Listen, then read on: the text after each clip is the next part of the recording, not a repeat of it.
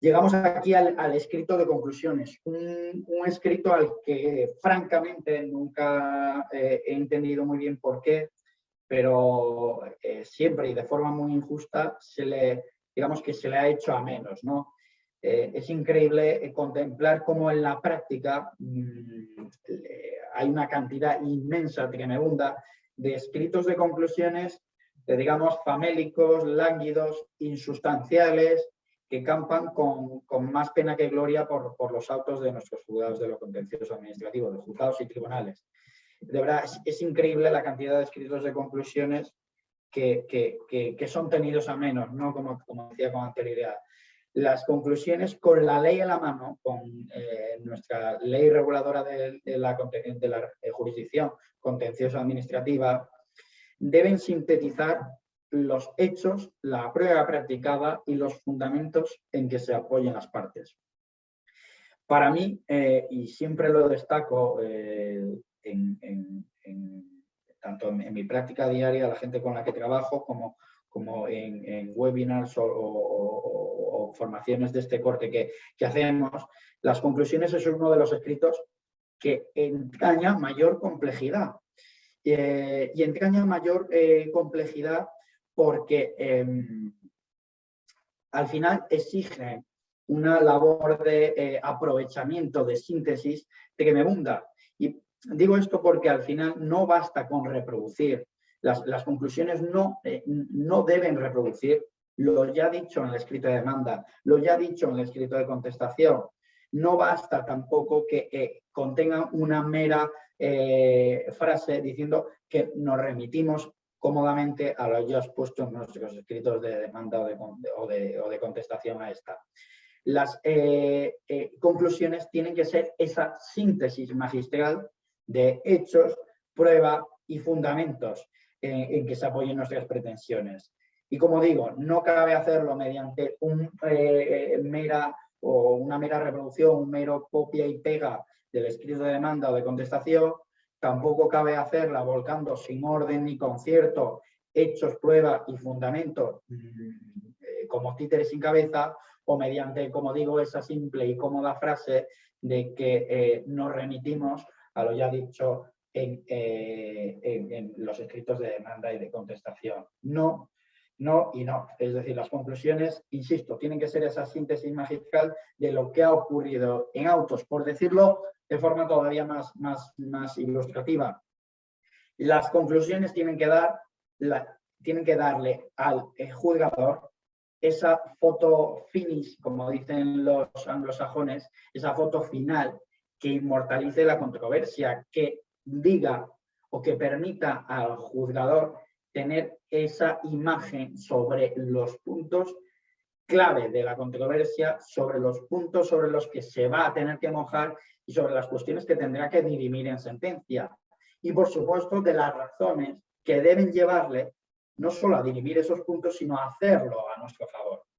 Esa es la base de un escrito de conclusiones y, como digo, por eso ha de ser una síntesis magistral y por eso es uno de los escritos que en la práctica jurídica entraña mayor complejidad, porque habitualmente los escritos de conclusiones que se presentan en el día a día de nuestros juzgados de lo contencioso administrativo no cumplen o, digamos, no sintetizan con todo el acierto que podrían hacerlo esa entremezcla de hechos, prueba y fundamentos.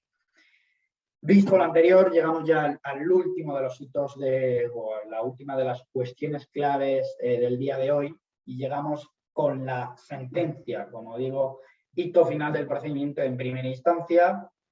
Y aquí en esta clave práctica hemos querido hablar de la sentencia, lo que haremos a continuación, e igualmente del recurso de apelación, ¿no?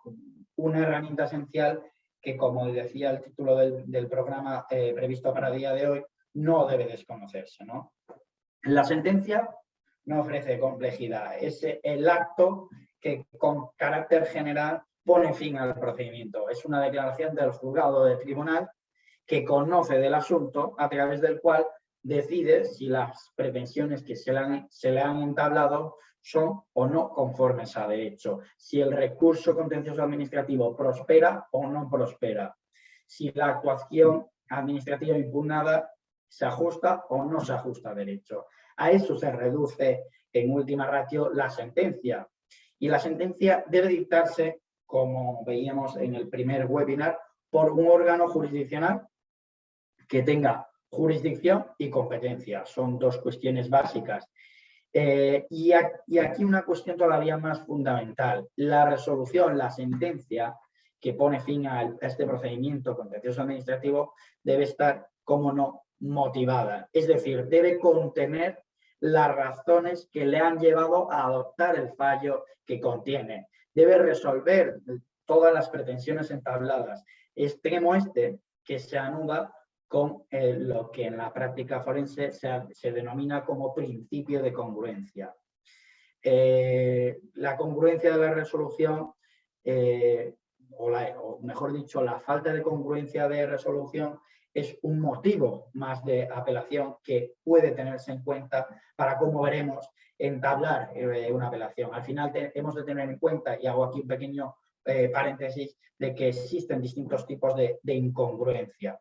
Existe incongruencia ultra petita, como se denomina con ese famoso latinajo, en aquellos supuestos en los que la sentencia accede a más de lo solicitado por el demandante.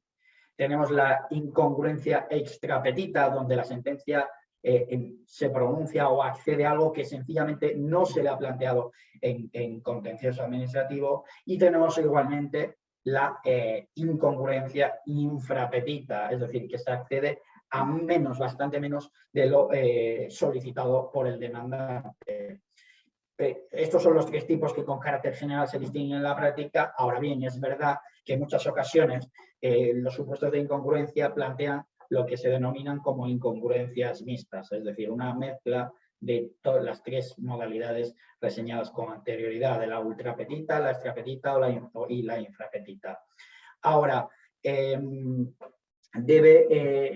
esto de la incongruencia nos lleva a un siguiente punto relacionado con la sentencia, y es que con carácter general podemos anticipar que no se incurre en incongruencia cuando, por ejemplo, el tribunal o el juzgado solamente se pronuncia sobre la pretensión principal y no se pronuncia sobre las accesorias, pero las accesorias, dependen de la principal. Es decir, nuestra doctrina jurisprudencial ha entendido que no hay vicio de incongruencia, que la sentencia es congruente, por lo tanto, cuando desestima la pretensión principal y no dice nada sobre las accesorias, pero lo cierto es que las accesorias dependían de la principal.